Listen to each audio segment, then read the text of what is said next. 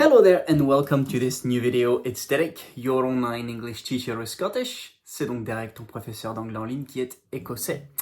Et dans la vidéo du jour, on va voir quand est-ce qu'on utilise at, to, in, for.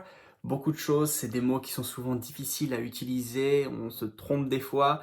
À la fois, c'est des prépositions pour la plupart, donc c'est un peu moins important, mais je veux quand même te donner un maximum pour que tu puisses ne pas te tromper et bien les utiliser.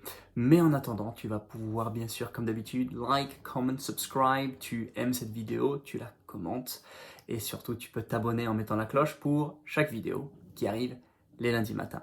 Et on attend bien sûr, ça va être le jingle, let's go!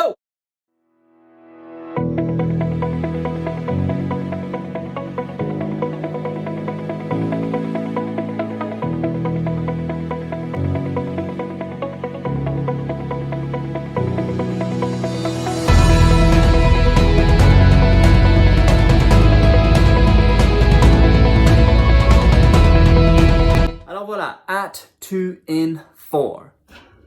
4 mots en anglais qui, même s'ils sont petits de 2 ou 3 lettres, te causent un grand souci.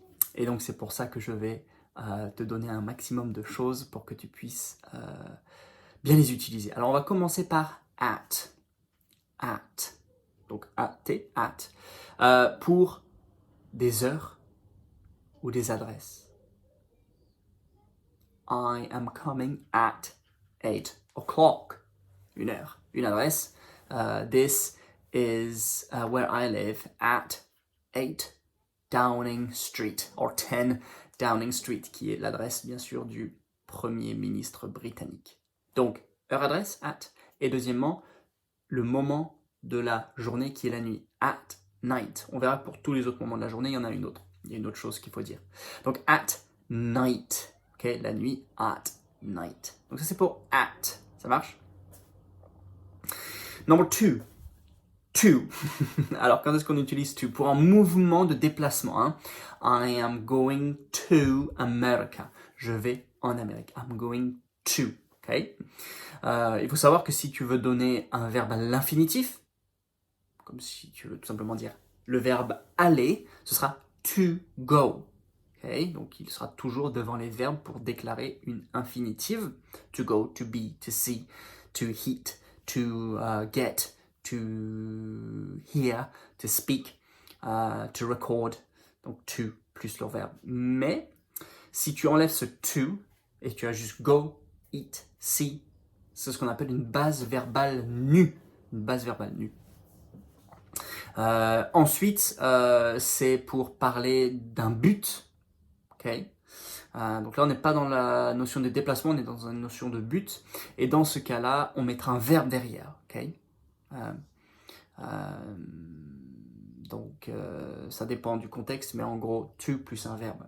Et c'est important parce que numéro 3, for, c'est à mettre en parallèle ou en contradiction avec for, parce que to plus verbe, for plus nom. Okay. Donc, il y a un nom commun derrière for. Okay, donc ça c'est important. Et for veut aussi évoquer la raison de... ça veut dire pourquoi. Okay. Ça veut dire parce que, pardon. Donc si jamais je dis for I am happy, je suis en train de dire parce que je suis heureux. For I am happy, parce que je suis heureux. Donc voilà, ça c'est extrêmement important. For, ça veut dire parce que. On a vu at, on a vu to, on a vu for, et dernièrement on va voir in. Alors in, c'est une proposition pour dire dedans. Hein. I am in a bedroom, je suis dans une chambre. Deuxièmement, ça peut aussi parler, donc écoutez bien, des mois. Okay? In autumn, in winter, in spring, in summer, saison. Deuxièmement, pour les mois, in October, in July, in August. Okay?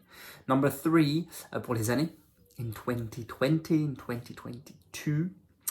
Et dernièrement, in, c'est pour évoquer les moments de la journée. In the morning, in the afternoon, in the evening. Okay? À savoir que je reviens sur at night and at lunch. Okay? Lunch, le moment donc du repas de midi. Donc voilà, at, to, fall in. Tu as tout ce que tu dois savoir et maîtriser à ce niveau-là. J'espère que ça t'a aidé. Mets-moi un commentaire si tu as encore des questions. Et quant à moi, je te retrouve la semaine prochaine pour encore des belles aventures. Prends des notes de toutes les vidéos. And I'll speak to you very, very soon. Bye bye!